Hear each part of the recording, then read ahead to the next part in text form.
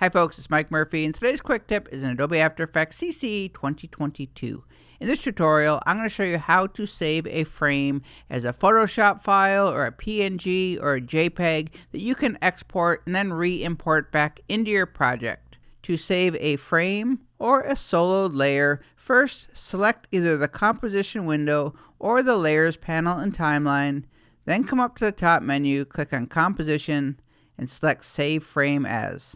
For the fastest option, so you don't have to go through the render queue, you can select Photoshop Layers, give it a name, click Save, and that's going to save a PSD file. If I go to my desktop, if I open it up in Photoshop, you're going to see there's that frame we were just looking at, and the cool thing is it has all of the layers.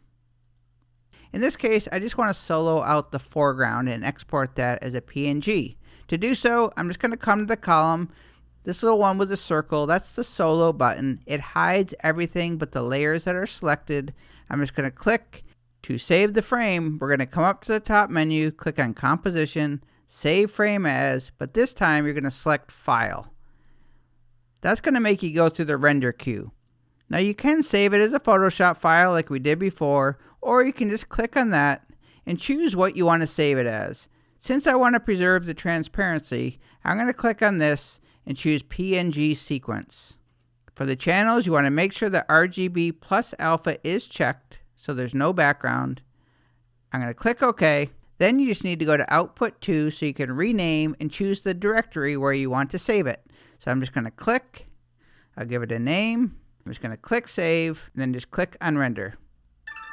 And once you recover from that alarming render noise, we'll go to the desktop. There's that PNG file. If I preview it, you can see there is no background. Perfect. I'll go back into After Effects. I'm going to uncheck the solo so I can reveal all the layers.